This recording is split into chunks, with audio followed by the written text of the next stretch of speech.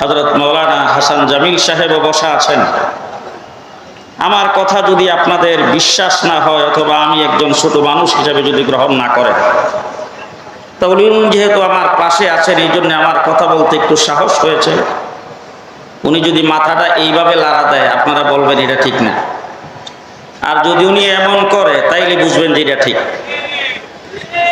উনি এইখানে বসা আছেন, ওনাকে সাক্ষী রেখে এবং ওলামায়ে কেরামকে সাক্ষী রেখে বলতে চায়, আজকের ইন্টারনেটে দেখবেন অনেক জায়গায় খুব লম্বা চোরা একটা কবর সাজানো গোছানো, এটাকে হযরত আদম আলাইহিস সালামের কবর বলে প্রচারিত করা হচ্ছে।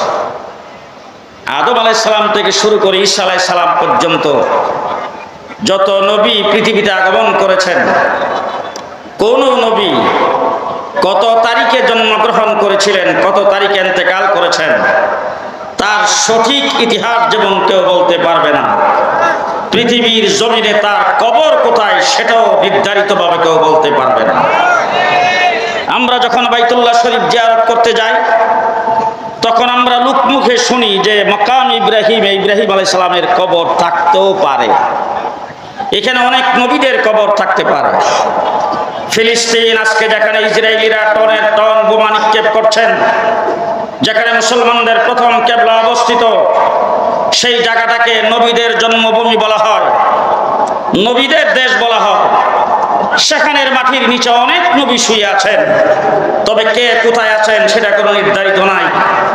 কিন্তু আমার নবী সর্বশেষ নবী মুহাম্মদুর রাসূলুল্লাহ সাল্লাল্লাহু আলাইহি ওয়াসাল্লাম কত সনে কত তারিখে রাত্র দিনের কোন সময় তিনি জন্মগ্রহণ করেছিলেন সেইটা যেমন ইতিহাসের পাতায় সংরক্ষণ করে লিখিত আছে, কিয়ামত পর্যন্ত থাকবে, তেমনি করে আমার নবী কোন তারিখে ইন্তেকাল করেছেন, কোন সময় ইন্তেকাল করেছেন, ইন্তেকাল করার সময় তার কাইফিয়ত কি ছিল, তিনি কি করতে করতে আল্লাহ পাকের ডাকে সাড়া দিয়েছেন, তার ইন্তেকালের পরে অবস্থা কি হয়েছে, তাকে কোথায় দাফন করা হয়েছে সেটা নির্ধারিত আছে না নাই।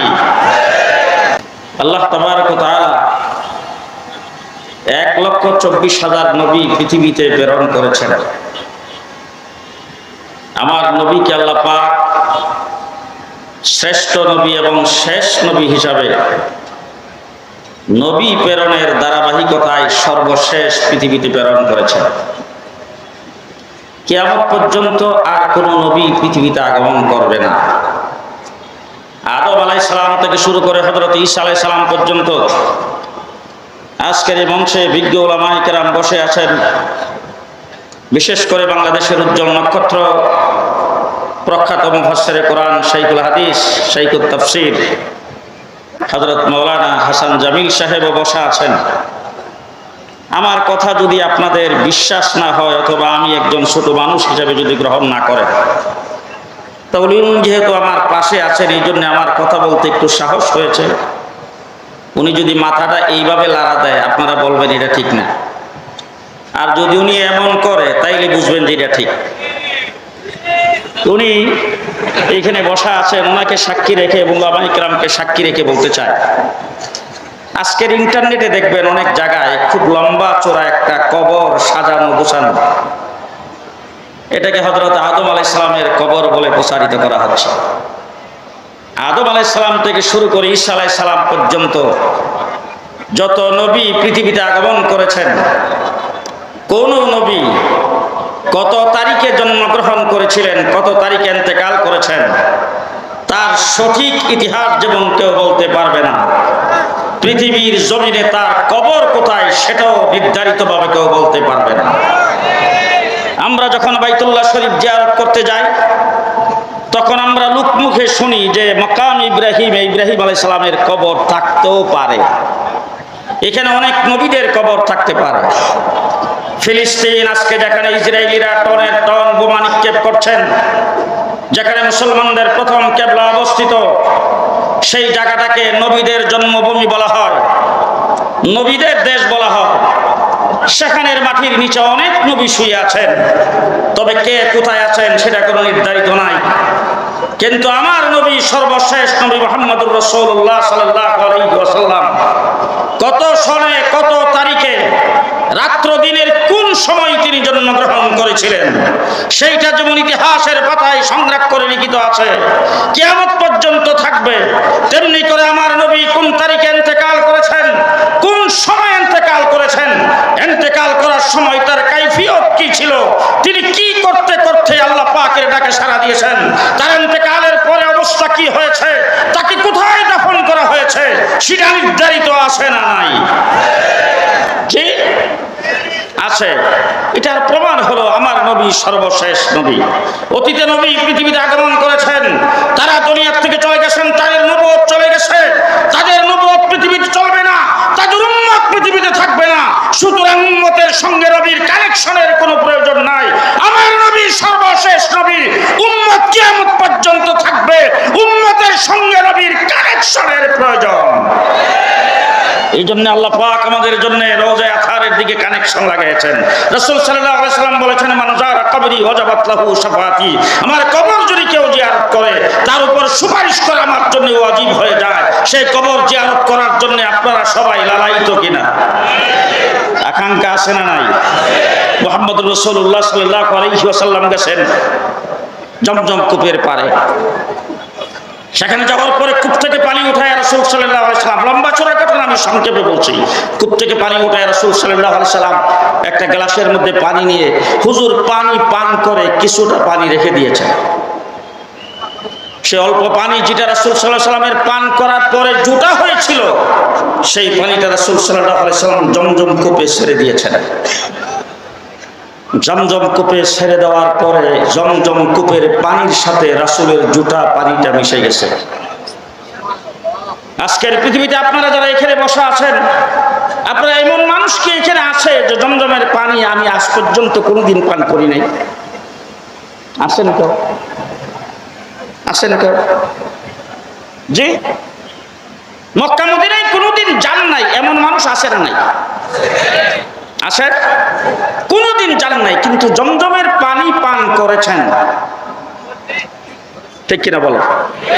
জি, জমজমের পানি যারা পান করেছেন, হযরত ইসমাঈল আলাইহিস সালামের পায়ের গোসায় বরকতময় সেই কূপ জারি হয়েছিল, কিয়ামত পর্যন্ত সেটা জারি থাকবে।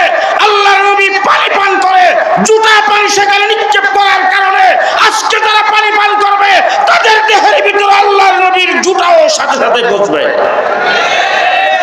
মুহাম্মদুর রাসূলুল্লাহ সাল্লাল্লাহু আলাইহি ওয়াসাল্লামের সঙ্গে আমাদের কানেকশন আছে না নাই? কি বলেন, আছে না নাই? আজকে আমি যেহেতু সময় কম এই জন্য সংক্ষিপ্ত কথা বলতে চাই। আমরা শাপলা চত্বরে আগমন করেছিলাম আল্লাহ মাহমুদ শফি রহমতুল্লাহ আলাইহির ডাকে 2013 সালে।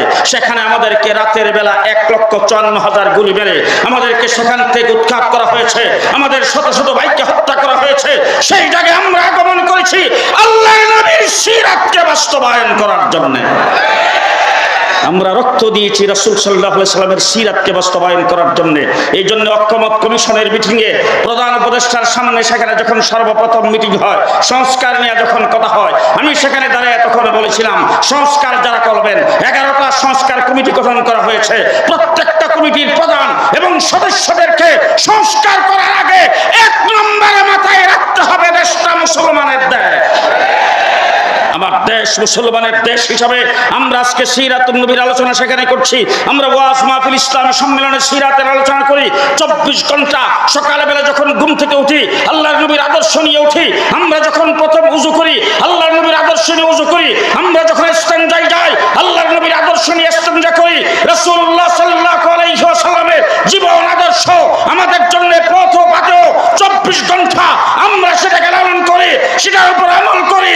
বাংলাদেশে আল্লাহর নবীর সিরাতের বিরুদ্ধে কোন সরকার যাবে, প্রশাসন যাবে, এই দেশে তাদেরকে থাকতে দেওয়া হবে না, এই দেশে তাদেরকে কাজ করতে হবে।